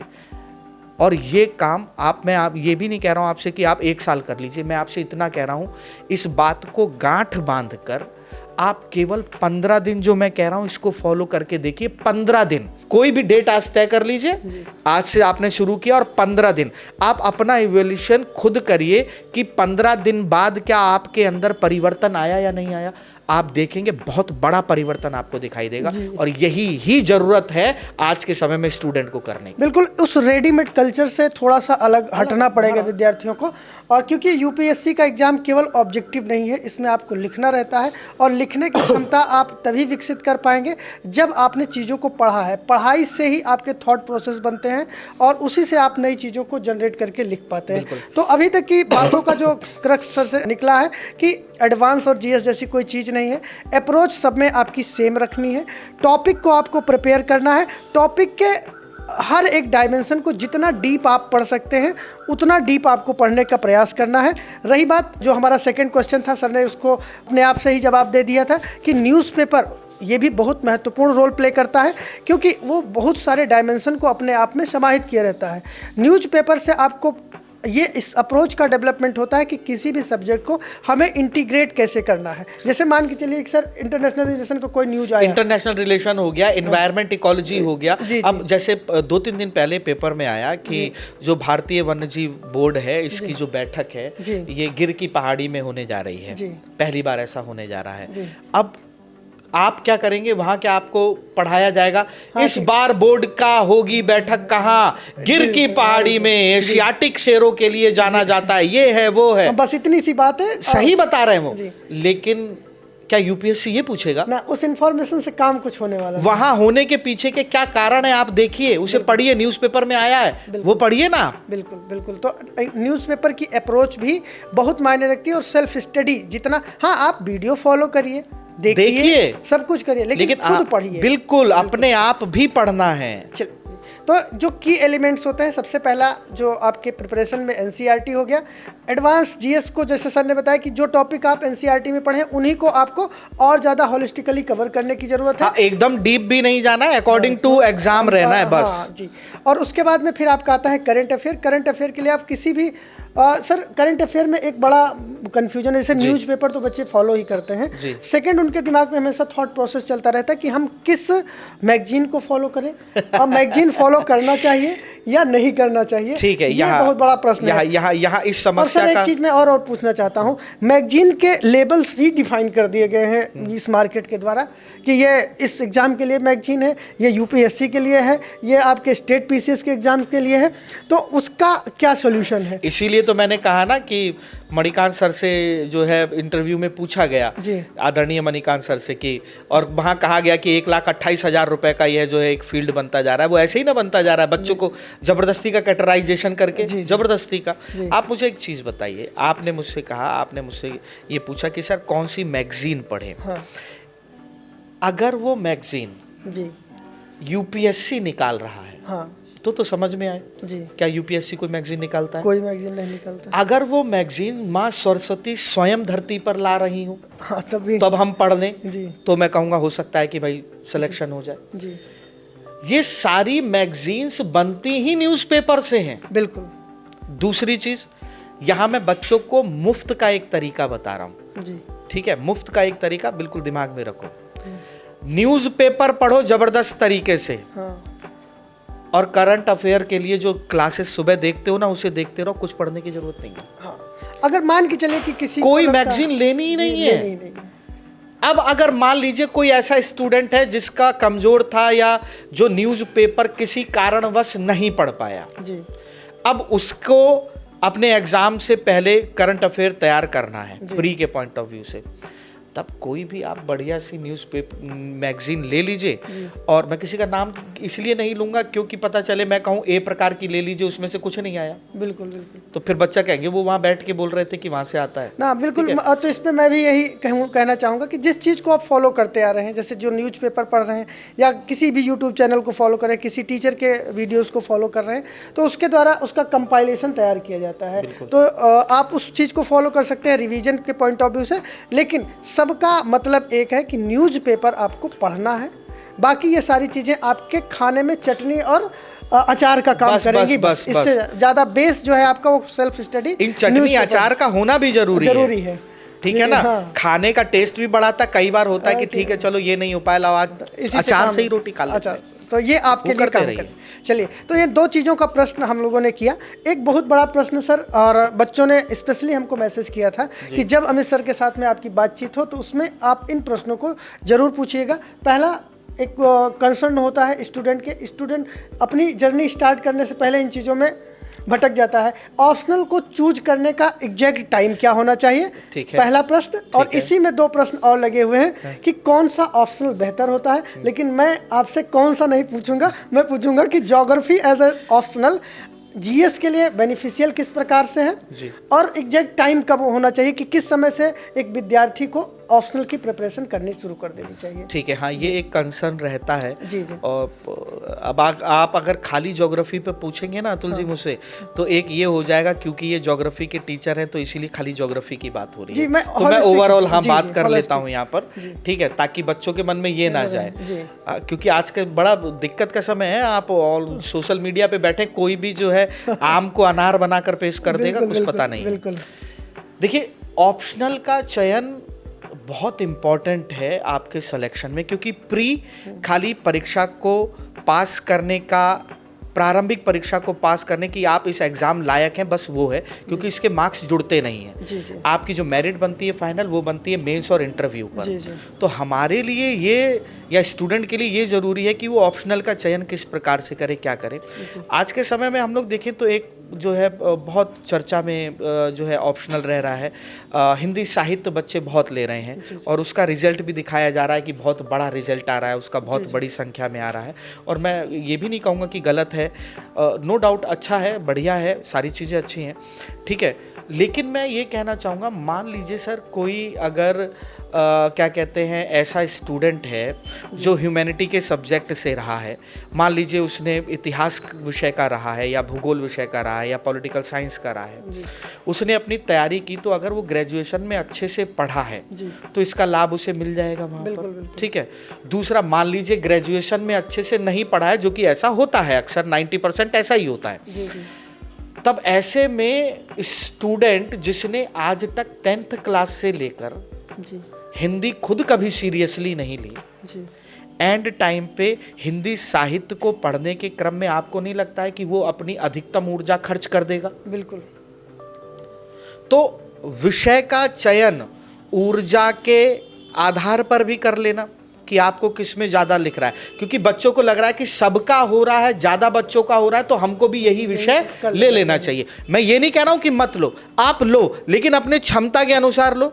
आपको लग रहा है कि अगर इस ए प्रकार के विषय को, हिंदी साहित्य नहीं, मैं ए प्रकार, हाँ, किसी भी कोई भी विषय, ए प्रकार के विषय में आपको किसी अन्य विषय की तुलना में ज़्यादा मेहनत करनी पड़ेगी, तो आपको उसको लेने की जरूरत नहीं है। दूसरा, उस विषय की महत्वता को समझिए।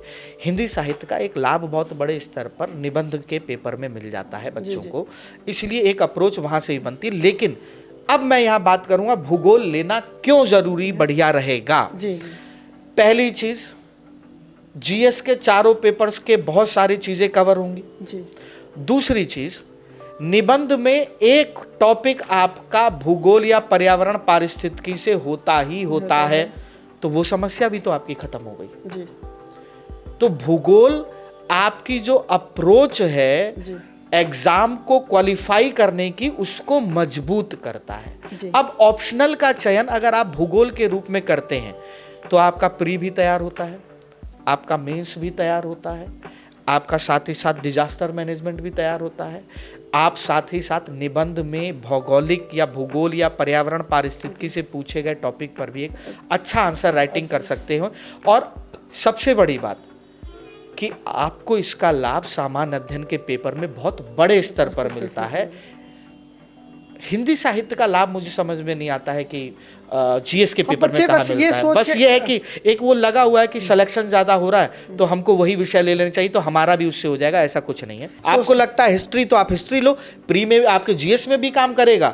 आप जो है आप पॉलिटी लो, जीएस में भी काम करेगा, निबंध में भी काम करेगा। बिल्कुल। तो सर कुल मिला के कहने का इसेंस यही है कि जैसे आपको अपने एफर्ट को कम करना है, क्योंकि लिमिटेड समय है, लिमिटेड एनर्जी है, और इस लिमिटेड समय लिमिटेड एनर्जी में आप ऐसे सब्जेक्ट का चुनाव करें जो आपके जीएस के लिए मजबूत बनाए और उस अप्रोच का इफेक्ट आपको हर जगह देखने को मिलेगा जब आप ह्यूमैनिटी के सब्जेक्ट पढ़े हुए होते हैं। तो हाँ, एक और चीज आपने मुझसे पूछी थी कि सर कब चयन करें। हाँ, टाइम वो कब शुरुआत, ऑप्शनल की शुरुआत कब से करें। जी। ऑप्शनल की शुरुआत तब कर देनी चाहिए जब आपका 70 to 80% आपने जीएस पढ़ लिया है जी।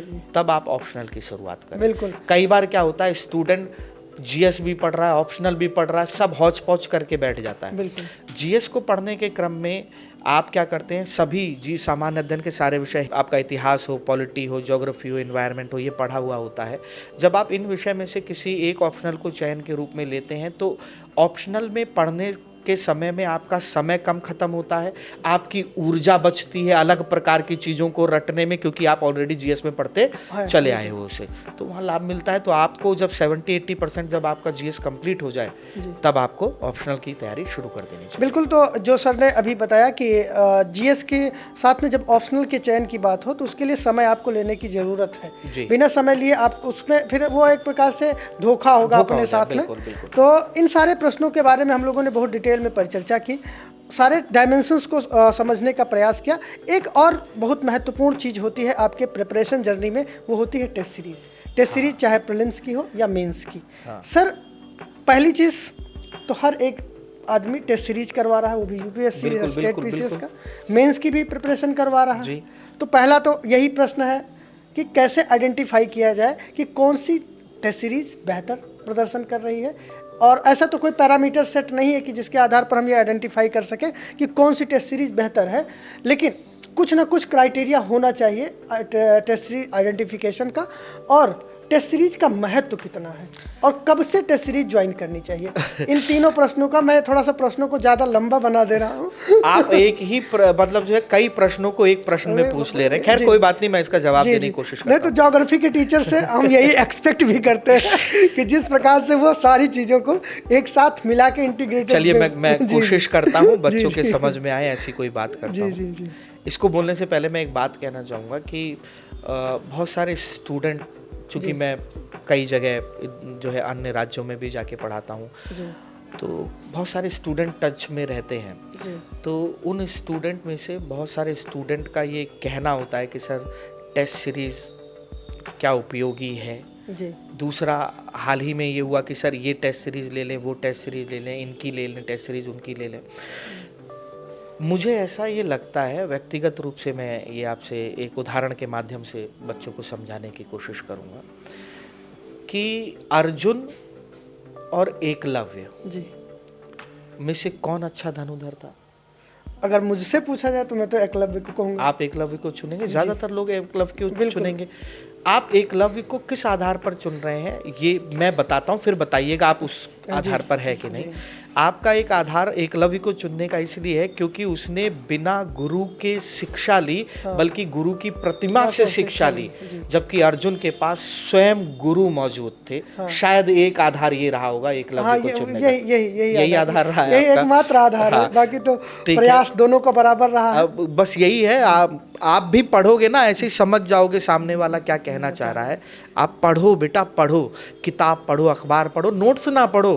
हाँ, क्लास नोट्स पढ़ो, जो सेल्फ मेड नोट्स, जो खुद बनाए हैं वो नोट्स पढ़ो, ठीक है ना, दूसरे के नोट्स नहीं।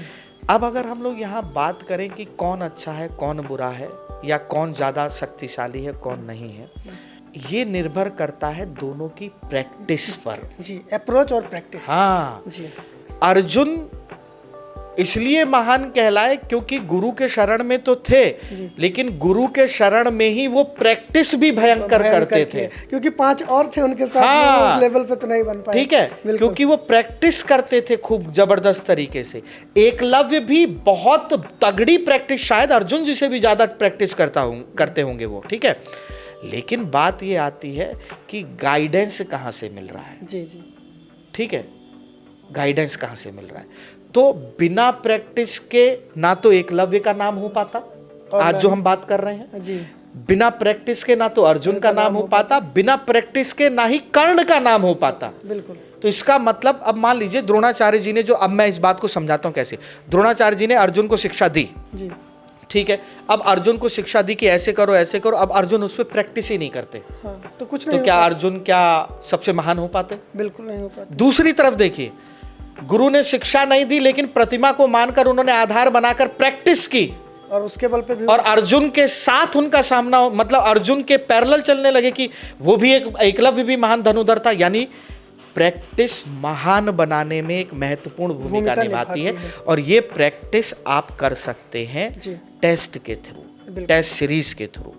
अब ये टेस्ट सीरीज कहाँ से लें कहाँ से नहीं लें, ये डिपेंड करता है आप पर। आज के समय मार्केट खुला है, जी जी, आप कहीं भी चले जाओ, हाँ, सारी चीजों की एक्सेसिबिलिटी है, सब एक्सेसिबिलिटी, कहीं से भी खरीद लो। हाँ, कब से शुरू करें? जी, ये प्रश्न बहुत बड़ा आसान सा तरीका है।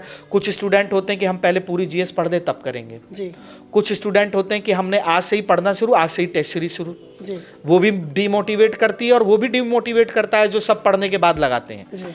अब मान लीजिए आपने हिस्ट्री पढ़ी जी, आपकी जब पूरी हिस्ट्री फिनिश हो जाए, जी, आप बस प्रैक्टिस करना शुरू करिए। हाँ, अच्छा सर, इसमें प्रीवियस ईयर के साथ में करें या टेस्ट के साथ में? हाँ, अब प्रीवियस ईयर के साथ करना आपके लिए लाभदायक होगा। कैसे? ऐसे नहीं कि प्रीवियस ईयर के क्वेश्चन लगा लिए। प्रीवियस ईयर को करने के बाद जो उसके 4 ऑप्शन होते हैं, हाँ, उन चारों को भी आप प्रश्न बना लीजिए, और उनके आधार पर एक प्रश्न में 4 प्रश्न तैयार हो गए आपके। बिल्कुल। और इसका लाभ आपको एग्जाम में मिलेगा। मान लीजिए ABCD 4 ऑप्शन दे दिया, मान लीजिए कहा कि बताइए कि दक्षिण भारत की सबसे ऊंची चोटी कौन सी है, काल सुबाई दे दिया, दोदा बेटा दे दिया, अन्नाई मुड़ी दे दिया। अब ऑप्शन हो गया कि साहब अन्नाई मुड़ी है। अब आप काल सुबाई और दोदा बेटा क्या है इसको जानिए, इसको जानिए और अपने दिमाग में एक्चुअल में टेस्ट सीरीज का इसेंस और मतलब यही है, बिल्कुल, कि आपके सामने जो चीजें आ रही हैं उनको आप आइडेंटिफाई करिए, गलती कहाँ पर हो उसको आइडेंटिफाई करिए और उसको इम्प्रूव करिए। टेस्ट का तो मतलब यही हुआ, लेकिन शायद अभी के समय में ये चीजें थोड़ा सा बच्चे इस चीज को नहीं समझ पा रहे हैं। बच्चे बड़ा कंफ्यूज हैं, या तो सीधे टेस्ट सीरीज पे निर्भर, उनका क्या चलन चल रहा है। अब जैसे मैं ही बता रहा था, वही बहुत सारे स्टूडेंट मुझसे कहने लगे, सर मैं पूछता हूँ कि टेस्ट सीरीज ज्वाइन की या नहीं, सर अभी हमारा ये सब्जेक्ट रह गया रिवीजन से, सर अभी हमारा ये सब्जेक्ट पूरा नहीं हुआ। अरे तुम्हारे 8-10 सब्जेक्ट में से 2, 3, 4 नहीं पूरे हुए तो मत होने दो, 6 तो पढ़ लिए ना, उसको करो, उसको तो करो टेस्ट में से, उसको तो ढूंढ के लगाओ। हिस्ट्री पढ़ लिया तो ढूंढ के टेस्ट पेपर में से हिस्ट्री का क्वेश्चन तुम्हारा सबसे बड़ा दुश्मन होना चाहिए। बिल्कुल। पॉलिटी पढ़ ली, खत्म हो गई पॉलिटी का क्वेश्चन तुम्हारे हर टेस्ट सीरीज में दुश्मन की तरह आपको उसे ट्रीट करना है कि छोड़ूंगा नहीं तुझे। ये आप करोगे तो ऑटोमेटिकली आएगा। लेकिन क्या है, सारा जोश बस जो है बॉर्डर पे ही आप लोग दिखाने की सोचते हो, पढ़ाई में भी उतना जोश दिखाओ तो आप हमारे सैनिकों की तरह ही देश की सेवा में आगे निकल जाओगे। सैनिक है, बिल्कुल, वो भी देश को आगे बढ़ाने के लिए बात करता है। बिल्कुल। अंतिम पड़ाव पे है हम लोग सर, और एक प्रश्न, notes making one of the key element for the preparation, और इसकी रणनीति, नोट्स बनाने का तरीका जो है बहुत गड़बड़ आपको देखने को मिलेगा। कुछ विद्यार्थियों में देखेंगे कि पूरा बॉन्डर बना के रखते हैं नोट्स का, कुछ लोग कंसाइज नोट बताते हैं, टॉपर्स बताते हैं कि पॉइंटर में बनाना है, बच्चे करंट अफेयर का नोट्स जैसे उनको मिल जाता है वैसे लिखना चालू कर देते हैं।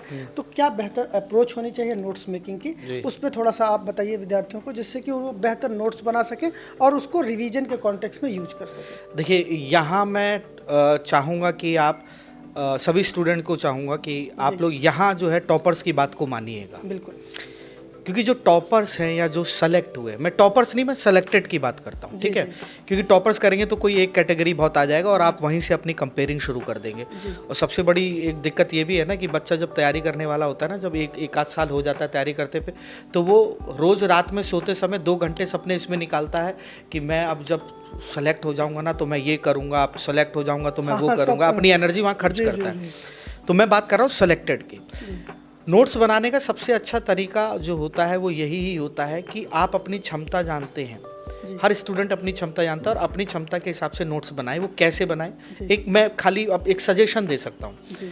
मान लीजिए कि ए से लेके जेड तक कोई चीज़ है और मैं ए से लेके सी तक की चीज़ें या ए से लेके एफ तक की चीज़ें मैं जानता हूँ, पहले से ही मुझे पता है, तो मुझे नोट्स बनाना है कहाँ से, या तो डी से या फिर मुझे बनाना है एफ के आगे से।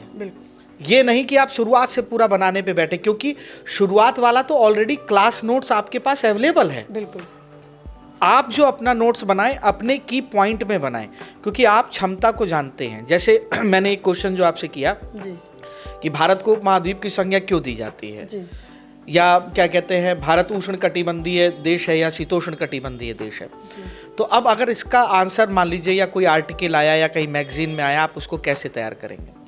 अब जैसे मान लीजिए कि आया कि सब कॉन्टिनेंट क्यों कहा जाता है, तो पहला, इंडिया केवल सब कॉन्टिनेंट नहीं है, सब कॉन्टिनेंट में 5 देश है, ये बस बात खत्म।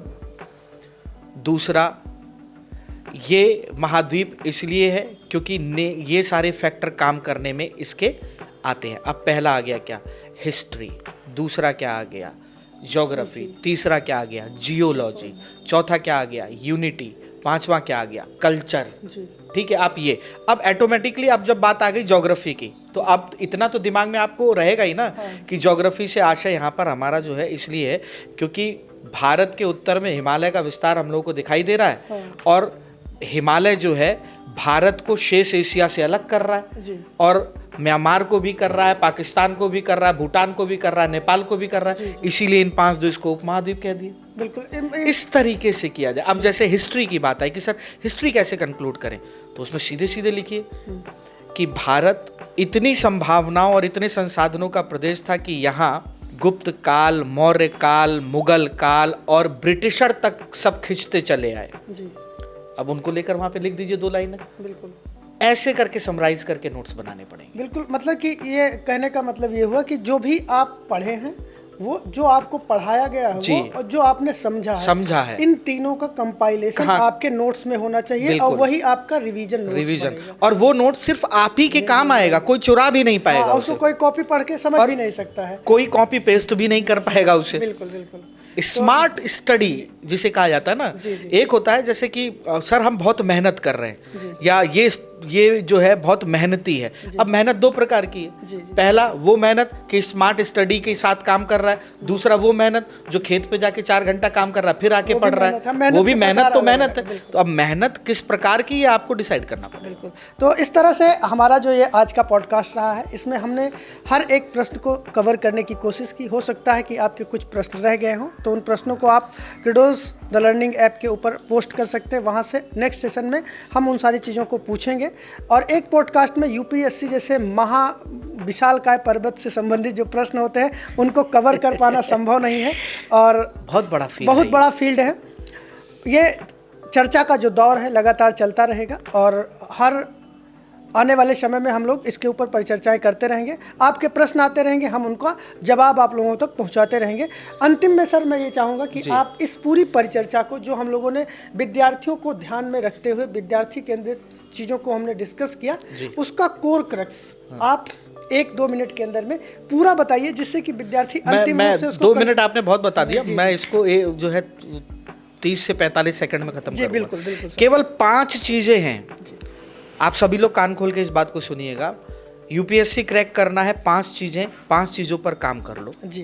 पहला, एनसीईआरटी को विद बेसिक प्लस उसको क्या कहने का उसका लाइन का आधार है उसके आधार पे तैयार कर लो 3 बार पढ़ के जी। दूसरा, जैसे जैसे सब्जेक्ट खत्म होते जाएं आपके वैसे वैसे टेस्ट क्वेश्चन लगाना शुरू करिए, बाद में कि तैयार हो जाएगा पूरा तब हम लगाएंगे जी नहीं। तीसरा, न्यूज़पेपर मस्ट है। जब तक आप खुद से न्यूज़पेपर नहीं पढ़ोगे, आपके अंदर किसी भी प्रकार की समझ का विकास नहीं हो पाएगा। यूट्यूब से आप खाली फ़ायदा उठाइए। चौथी चीज़ मैं अगर आप लोगों से कहूँ कि जो है बहुत इंपॉर्टेंट है, कंटिन्यूटी। आपने जो टाइम टेबल बनाया है वो 10 घंटे के टाइम टेबल की ज़रूरत नहीं है। आप 5 घंटे या 6 घंटे का मैक्सिमम टाइम टेबल बनाइए, दूसरे को देख के 10 घंटे का नहीं। आप उस 6 घंटे में तैयार करिए कि आपको 2 चीज़ें पढ़नी है या 3 चीज़ें पढ़नी है, 1 घंटा रिवीजन का रखना है या 1 घंटा आपको प्रैक्टिस का रखना है, वो आप तय करिए। लेकिन वो 6 घंटे ऐसे होने चाहिए कि धरती का कोई भी व्यक्ति उस 6 घंटे आपसे छीन ना पाए। बिल्कुल। और 5वीं चीज़, मस्त रहो जीवन में। सक्सेस होना नहीं होना इसका वर्डन मत लो। अपने लिए एक समय निर्धारित करो कि यूपीएससी की तैयारी में 4 साल देने हैं कि 3 साल देने हैं, उससे ज़्यादा का समय बिल्कुल नहीं देना है। और इतना ध्यान रखिएगा कि इसकी तैयारी, सिलेबस को कवर करने में आपको कम से कम 2 साल लगेंगे ही लगेंगे हर कीमत पे। बस ये 5 चीज़ें, इन चीज़ों को ध्यान में रख के नोट करके अपने नोट पे जो है अपने दीवार पे चिपका लो और मस्त होकर जीवन जियो, खुश रहो। ठीक है। सफल होना ये नहीं कहलाता कि आप आईएएस बन गए तो आप सफल हो गए, जी नहीं। इसका मतलब हम असफल हैं, सर असफल हैं, मोदी जी असफल हैं। क्यों? क्योंकि वो आईएएस बन नहीं पाए। सफल होने का पैमाना सिलेक्शन नहीं है। सफल होने का पैमाना सिर्फ एक है कि आप सही और गलत के बीच का अंतर कर पाने में सक्षम हैं या नहीं। अगर आप ये कर पाते हैं, आप जीवन में सफल हैं। ठीक है। बिल्कुल, बहुत बहुत धन्यवाद सर। धन्यवाद। आपने बहुत बेहतर तरीके से हमारे सभी छात्रों के प्रश्नों का जवाब देने का प्रयास किया और मैं उम्मीद करता हूं कि आप सभी विद्यार्थियों को ये आज का हमारा जो पॉडकास्ट है बहुत ही बेहतर तरीके से पसंद आया होगा। और हमारी कोशिश है कि छात्र हित में जितना बेहतर हो सके आपके हर एक डाउट को हम क्लियर करवाते रहें। आने वाले समय में और भी गेस्ट के साथ में और भी फैकल्टीज़ के साथ में हम इस सेशन को लाते रहेंगे। ये पॉडकास्ट हमारा चलता रहेगा। आप अपना फीडबैक हमको ज़रूर बताइएगा, कैसा लगा आपका ये हमारा जो ये इनिशिएटिव है, ये आपको कितना बेनिफिशियल सिद्ध हो रहा है, आपके प्रश्नों का जवाब मिल पाया या नहीं मिल पाया। अगर आपके दिमाग में कोई और क्वेश्चन चल रहा है यूपीएससी की तैयारी को लेकर, आपके पर्सनल लाइफ से लेकर आपके मोटिवेशन के लिए कैसे पढ़ना है, क्या करना है, क्या नहीं करना है, किसी भी प्रकार की कोई भी समस्या हो तो उसके लिए आप इस चैनल के माध्यम से, इस प्लेटफॉर्म के माध्यम से अपने डाउट्स को क्लियर कर सकते हैं। हमें आपकी मदद करने में, आपको सहायता देने में खुशी होगी और पूरी क्रेडोस टीम आपके लिए हमेशा तत्पर है आपके प्रश्नों का जवाब देने के लिए। तो इन्हीं बातों के साथ में मैं इस पॉडकास्ट को विराम देता हूं। मैं सर से कहूंगा कि आप अंतिम शब्दों के साथ में इस पॉडकास्ट को समाप्त करिए और बच्चों को ढेर सारा आशीर्वाद दीजिए। और आने वाले समय में क्रेडोस आईएएस के ऊपर आपका बहुत स्वागत भी है सर, जो और नए इनिशिएटिव चलने जा रहे हैं। बिल्कुल। और मैं चाहूँगा जिस प्रकार से आपने बखूबी तरीके से सारे प्रश्नों का बिना किसी प्रकार के बायसनेस के, कि हम एक इंडस्ट्री के अंदर काम करते हैं, कोचिंग संचालित करते हैं, उन सारी चीज़ों को आपने बिना ध्यान दिए हुए केवल छात्र हित में जिस तरह से किया, हमें उम्मीद रहेगी कि आप आने वाले समय में बच्चों को इसी तरह से गाइड करते रहेंगे और इसका लाभ हमारे हर एक विद्यार्थी को मिलता रहेगा। तो इसी के साथ में मैं सर से कहूँगा कि इसको अंतिम पड़ाव में एक संदेश के साथ में इसको समाप्त करें। और आप सभी लोगों से एक गुजारिश करूंगा कि क्रेडोस द लर्निंग ऐप और क्रेडोस आईएएस के यूट्यूब चैनल को लाइक करिए, सब्सक्राइब करिए और शेयर करिए। शायद मैं ये पहली बार आप लोगों के सामने डिस्कस भी कर रहा हूँ, बोल भी रहा हूँ, लेकिन हाँ, इस चीज़ का वादा मैं आपके साथ ज़रूर करूँगा कि आने वाले समय में बहुत सारी ऐसी चीज़ें आपको मिलने वाली हैं जो आपके भविष्य में, आपकी सफलता की जर्नी में बहुत ही ज़्यादा सहायक सिद्ध होंगी। तो सर आप इसको अंतिम। मैं इतना ही कहना चाहूँगा, आप सभी जितने भी तैयारी करने वाले स्टूडेंट हैं, कोई भी तैयारी करने वाले स्टूडेंट है, यहाँ मैं भेद नहीं करूँगा या आईएएस या पीसीएस या वनडे या ये, मैं सबके लिए एक बात कहूँगा कि आप सब योद्धा हो, समझ रहे हो, वॉरियर हो आप लोग। और पश्चिमी यूपी में एक कहावत कही जाती है कि सच्चे क्षत्रिय, सच्चे योद्धा अपमान नहीं सह सकते हैं, जिनमें सुनने का ताव नहीं वो चुप कैसे रह सकते हैं। मतलब कि आप एक क्षत्रिय हैं, आप एक योद्धा हैं। इससे कोई मतलब नहीं है कि आप कौन हैं या क्या हैं। आप इस फील्ड में उतरे हैं तो आप एक क्षत्रिय हैं, आप एक योद्धा हैं और आप अपने सपनों को साकार कर सकते हैं और आपके अंदर अपमान को सहने की क्षमता नहीं है। इस बात को ध्यान में रखिएगा, जीवन में सफल हो जाएंगे। बस इतना ही मैं कहना चाहूँगा। Thank you sir. और आप सभी लोगों को बहुत बहुत नमस्कार और आप लोगों को बहुत बहुत आशीर्वाद। आप सभी लोग बेहतर तरीके से प्रिपरेशन करते रहिए। क्रिडोज IAS आपके साथ में हमेशा पूरी तत्परता के साथ में आपके साथ खड़ा हुआ है और इसी के साथ में हम लोग जय हिंद करते हैं अपने बच्चों के साथ में। Thank you.